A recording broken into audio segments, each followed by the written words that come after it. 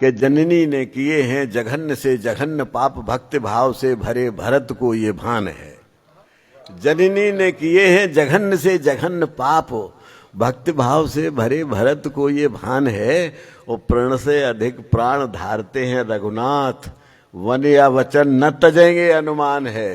किंतु जग के प्रलोभनों में फंसी केकई को पादुका प्रसंग एक मौन समाधान है। कि राम के चरण रज का मिले जो एक कण, सुर राज का भी पद धूल के समान है। क्या बात, क्या बात। एक बात मेरी माँ ने मुझे एक प्रसंग सुनाया था, और वो प्रसंग ये था कि नल और नील पुल बना रहे हैं, सेतुबंध रामेश्वरम का जो पुल बनाया, और उस पुल पे वो राम का नाम लिखते हैं और पत्थर तैरने लगते हैं। भगवान राम ने भी एक कंकड़ी उठा के फेंकी, वो डूब गई। तो बड़े संकट में पड़ गए कि ये क्या हुआ कि मेरे नाम का लिखा हुआ पत्थर तैरा और मैं कंकड़ी फेंकता हूँ, डूब जाती है। तो हनुमान जी ने क्या कहा, और बस में एक मेरा छंद सुन ली। ये मेरा इसमें कुछ नहीं है, मुझे सुनाया गया, मुझे संस्कार में मिला, मैंने उसे कविता में बांध दिया। कविता सुनिएगा। नल नील पाहनों पे राम नाम लिख लिख सेतु बांधते हैं और फूले न समाते हैं। नल नील पाहनों पे राम नाम लिख लिख सेतु बांधते हैं और फूले न समाते हैं। भारी भारी शिलाखंड डूबना तो दूर रहा, भारहीन काठ जैसी नौका उतराते हैं। देखा देखी राम ने भी कंकड़ी उठाई एक, फेंकी वहीं डूब गई, बड़े सकुचाते हैं। तभी राम भक्त हनुमान ने कहा कि नाथ आपके करों से छूट सभी डूब जाते हैं।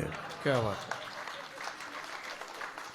सीता जी कहती है कि सोने का हिरन है, इसको लेके आओ। राम समझाते हैं कि सोने के हिरन नहीं होते, ये कोई माया वाया है, लेकिन नहीं मानती हैं। और सीता जी के कहने से राम चले जाते हैं सोने के हिरन के पीछे, और सीता जी पहुंच जाती हैं सोने की लंका में। और जब वहां सोना ही सोना है, वहां उन्हें राम याद आते हैं। क्या विडंबना है कि जब उनके साथ राम थे तब उन्हें सोना चाहिए था, और जब सोना ही सोना था तब उन्हें राम चाहिए। अब ये गलती हम सब करते हैं। तो सीता कोई साधारण स्त्री थोड़ी थी, जनक की पुत्री, वैदेही वैद विदेह की पुत्री, मर्यादा पुरुषोत्तम की पत्नी, विश्व मोहिनी स्वरूपा जननी। ये छंद सुन लीजिए। विश्व मोहिनी स्वरूपा जननी को मोह लिया, जाने कौन मोहिनी थी सोने के हिरन में।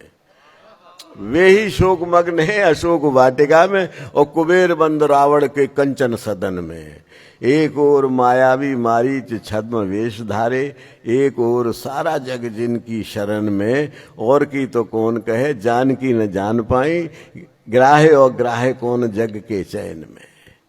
किसको पकड़ें किसको छोड़ें। विश्व मोहिनी स्वरूपा जननी को मोह लिया, जाने कौन मोहिनी थी सोने के हिरन में। वे ही शोक मग्न है अशोक वाटिका में, और कुबेर बंद रावण के कंचन सदन में।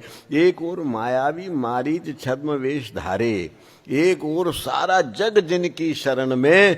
और की तो कौन कहे जान की न जान पाई, ग्राहे और ग्राहे कौन जग के चैन में। एक छंद सुनिए, ये बहुत बढ़िया छंद सुना रहा हूं। सीता जी से मिलने जाता है रावण, और कहता है कि हमारी तरफ देख के बात करो। सीता जी तिनके की ओट से बात करती हैं।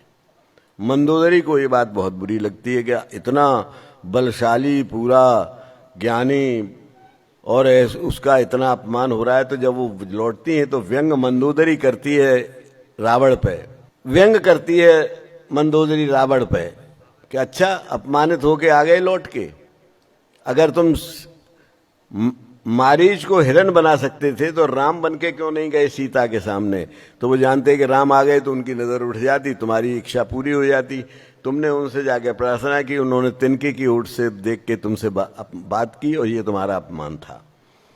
तो मेरा छंद सुन लीजिए। व्यंग मंदोदरी, बहुत ध्यान से सुनिएगा इस छंद को।